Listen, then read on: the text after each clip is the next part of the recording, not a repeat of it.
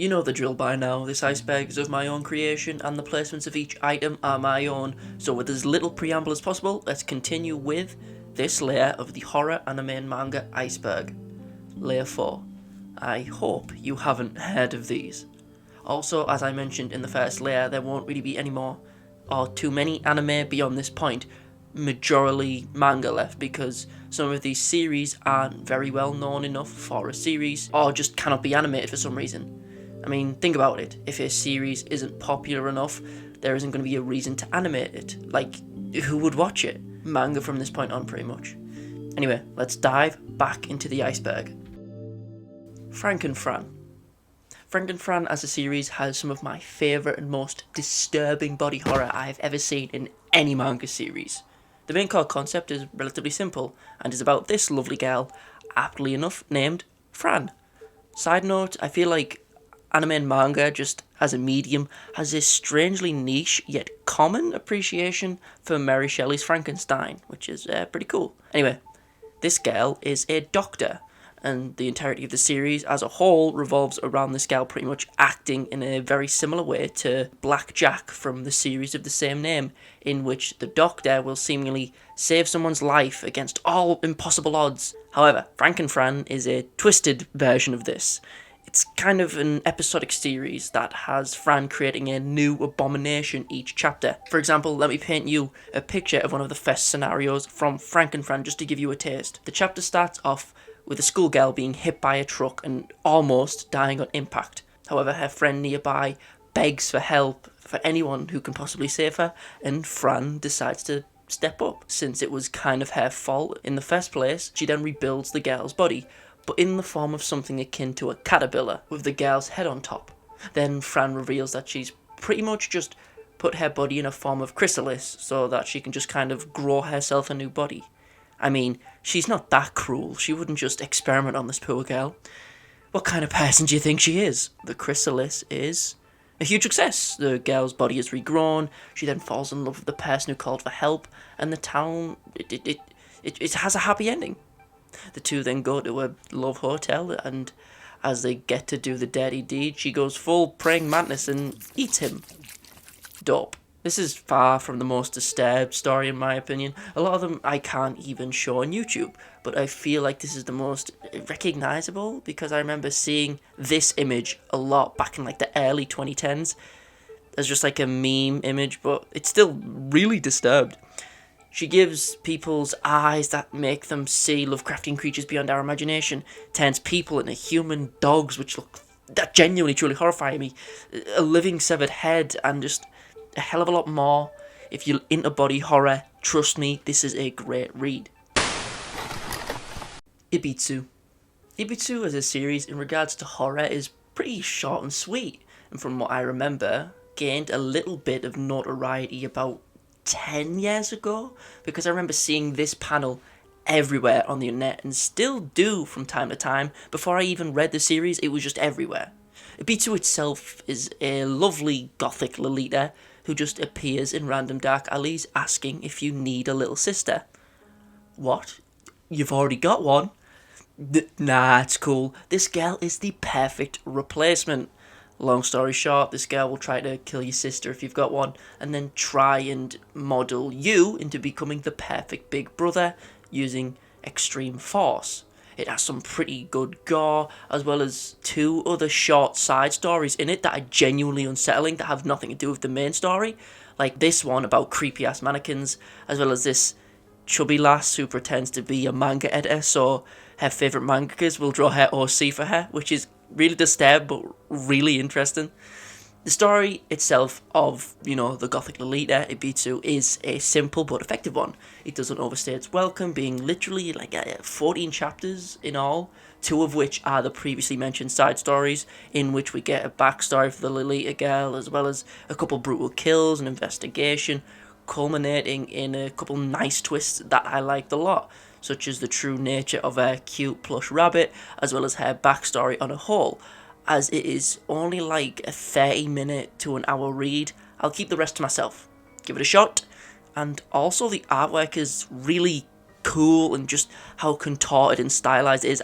I guess the best way to describe how they portray her movement on panel is fluid, or like her body, it moves like a liquid. It's constantly changing, and it gets more and more imposing with each panel, and it's just cool.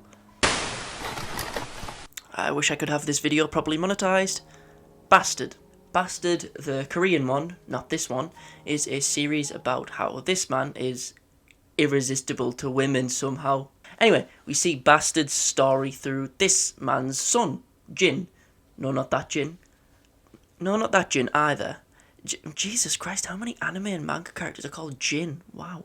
So Jin's dad here is a serial killer, and Jin helps his dad with murders out of the fear that if he doesn't help his father, he will in turn murder him too. In my opinion, it's a pretty solid hook and concept for a series right off the bat, but as the series, well, I say a series, this is the only manhwa or webtoon, whatever you call it, on the list. Spoiler alert, no killing, stalking, boo-hoo. Because I haven't really delved too much into Korean manga and comics, but out of the couple I have read, Bastard always stuck with me, as having some pretty disturbed and brutal moments, and as I said, it's one hell of a concept. As the story develops, we are introduced to Jin's bully, Manny, no, not that one, as well as his love interest, Kyun-yun. Thing is though, Jin's dad has a very specific taste in women. Now, I wonder what would happen if Pops over here decided he wouldn't mind getting a slice or two on his new girlfriend. On top of that, Jin himself was also thrown off a building when he was younger, and as a result developed a heart condition, as well as having a glass eye. So there's a lot of mysteries and plot for there to develop over about 90 chapters or so, and Jin can't seem to catch a break throughout most of it. And on top of that, during a lot of scenes, the artwork is pretty static, and can seem quite middle of the road, and like a lot of the time, to be honest, but for some reason, whenever Jin's dad is in panel, acting all full psycho, I don't know. Something about the artwork just seems really uncannily creepy to me and unsettles me in the perfect way. It's a very intriguing read. If you want to give any webtoon a shot or any manhwa, I'd give this a shot. The Drifting Classroom. People like to say that Junji Ito is the godfather of horror manga, but whilst he is undoubtedly one of the greats as far as manga is concerned, or even beyond that, he was far from the first. Meet Kazuo Umezu. I've butchered that, but so does every native English speaker. And one of, if not his most popular works, is The Drifting Classroom. The plot itself kicks off relatively quickly as we see this little brat buy his mum a new watch. The watch is immediately ran over by a car. He has an argument with his mum over some marbles and then proceeds to go straight to school in a huff, passing one of his friends on the way. Then suddenly the sign for the school falls to the ground. The ground shakes.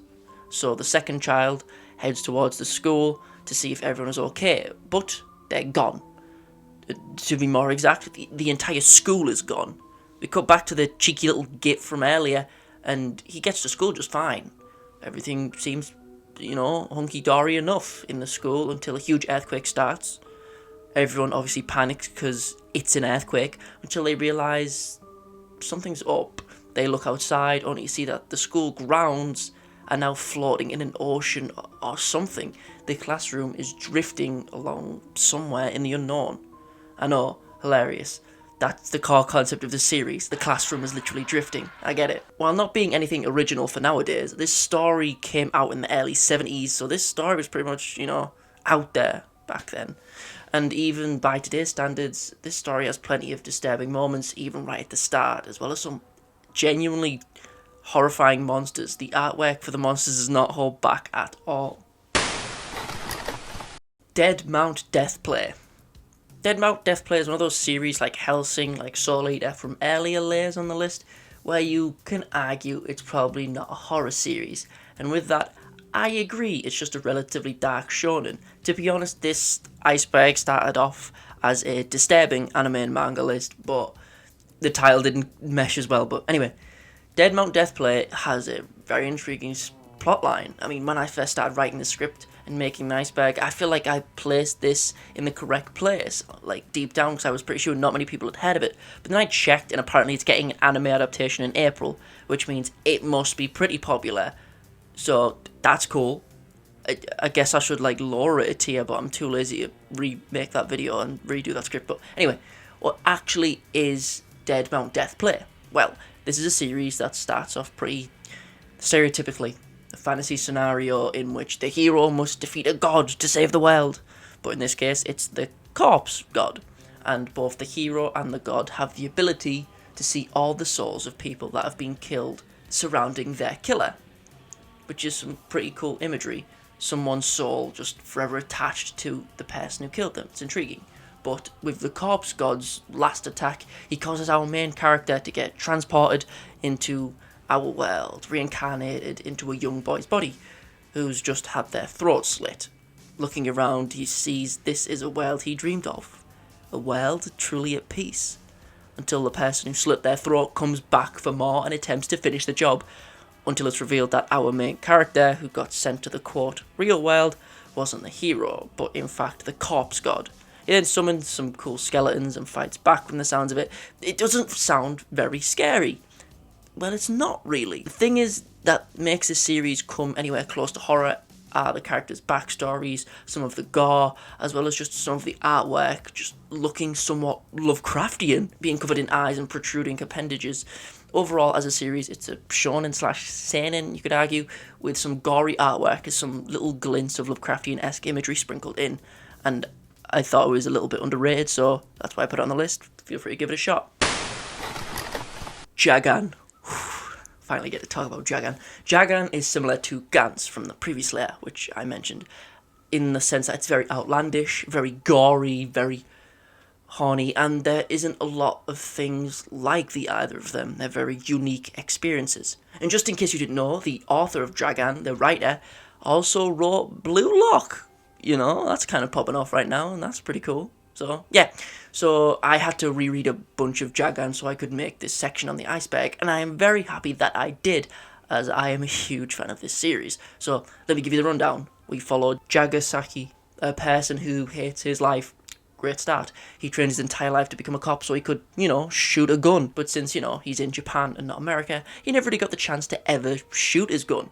So he gets pissed off at some drunk people who roast him in the street, goes full Splinter Cell and headshots all of them.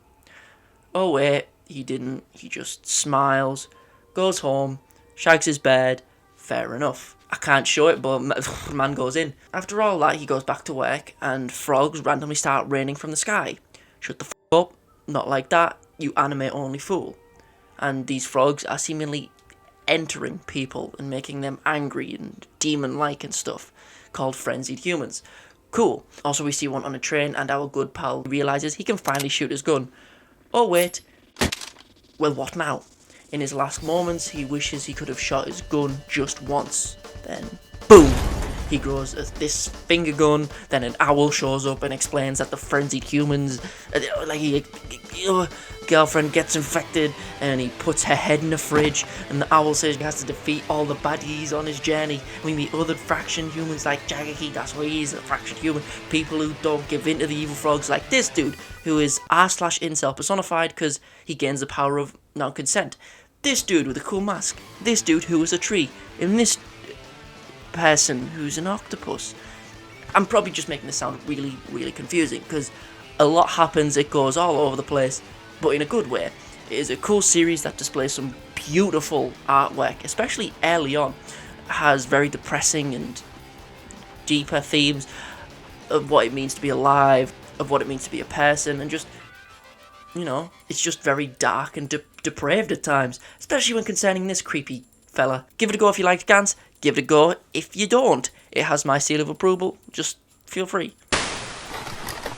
Suicide Island. Suicide Island is a very cool concept for a series, but yet again, not 100% original. But just to explain it more cohesively, I'll just go through the first couple of pages because I feel that they demonstrate the core idea of this series very succinctly.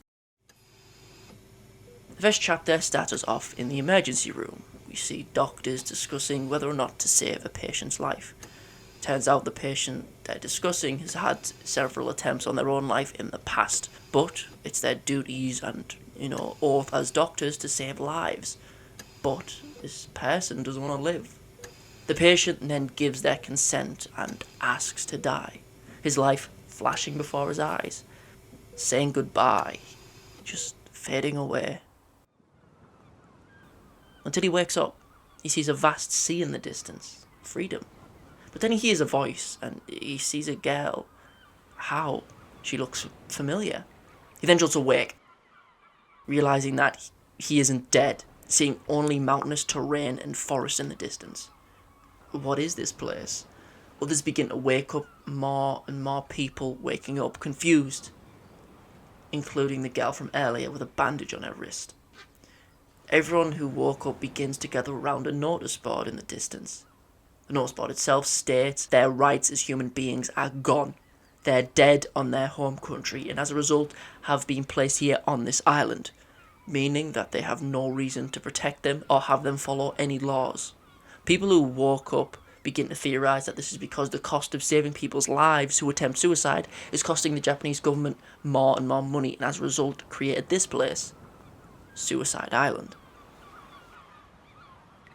If that initial hook doesn't get you somewhat intrigued by the mystery of the island, skip it. But this manga does go over some very dark topics. I mean, it's called Suicide Island, so expect some mature themes.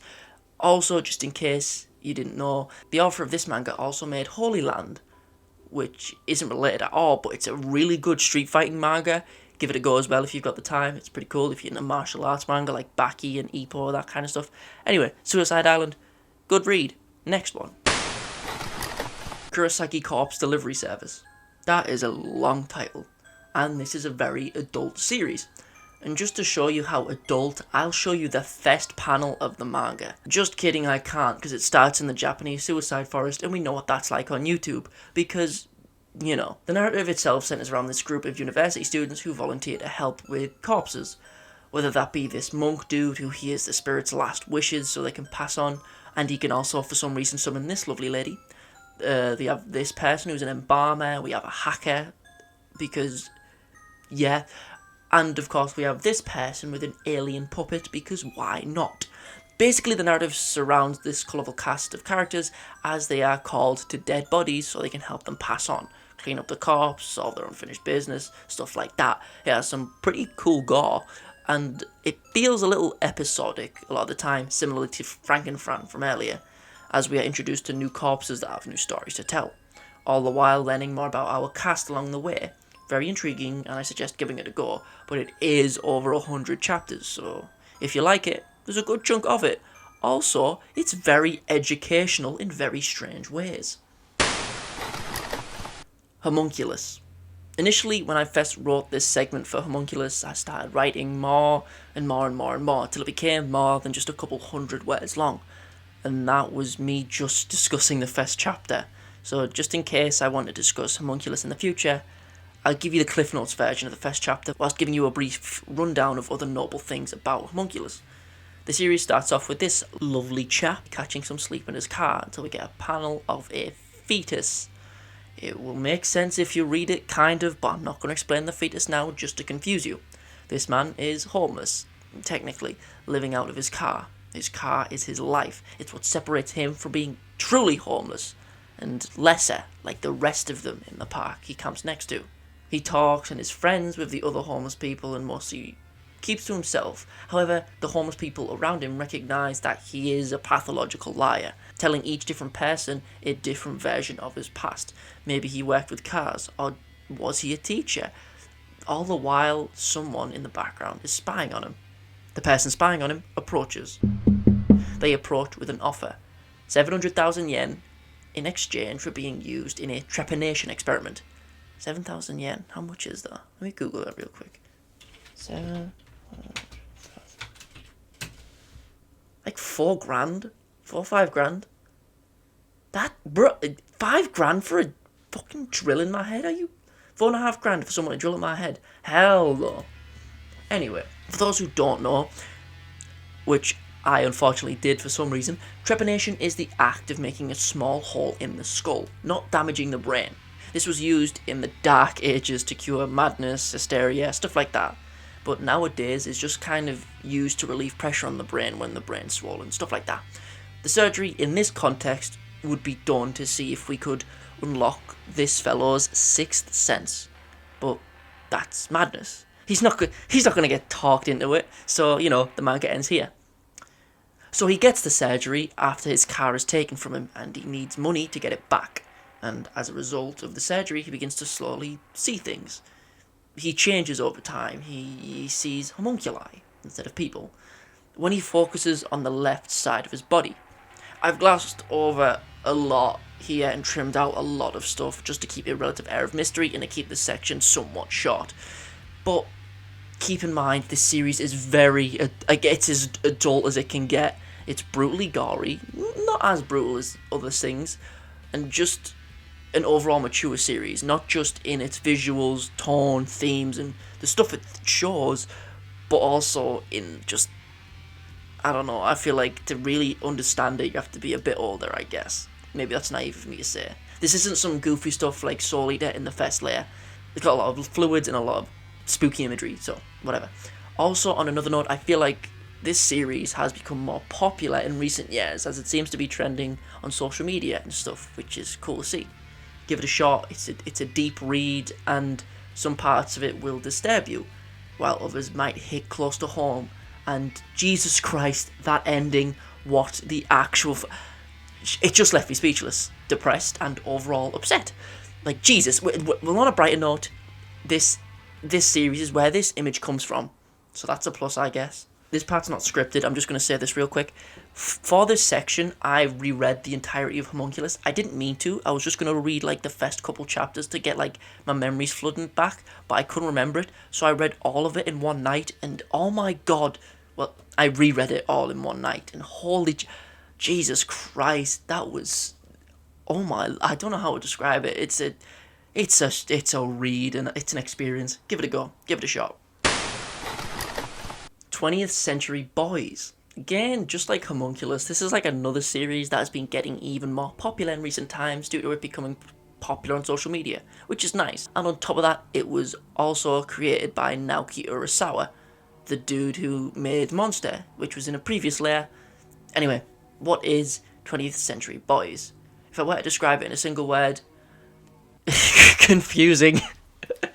I mean, when people are still arguing about the ending of a series 20 years after it started, you know, you got something a little different on your hands here, to say the least. And you know, it's going to be even weirder when it was inspired by the Om Shinrikyo of all things.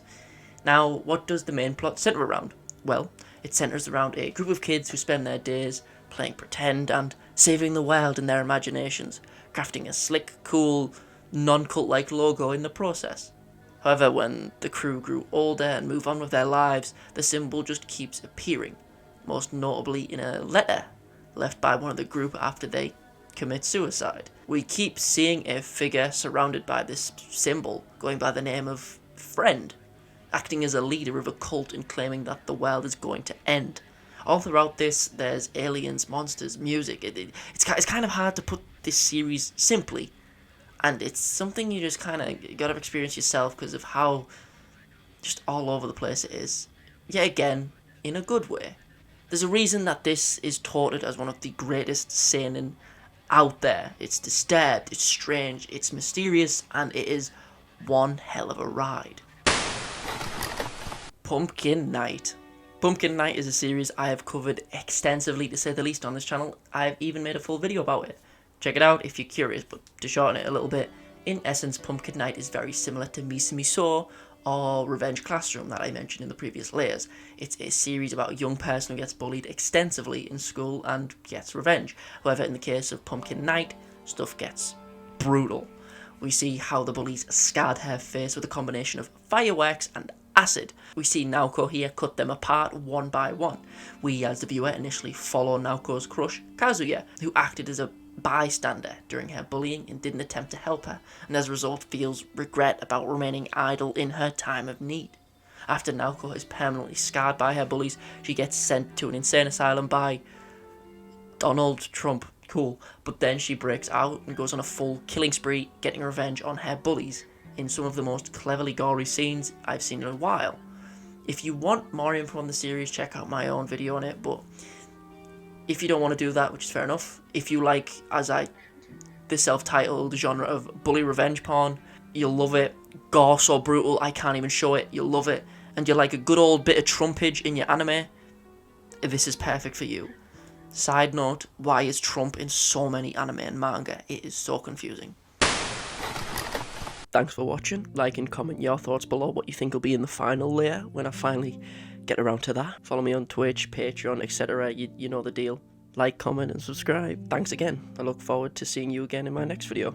Doodles my doodles and peace.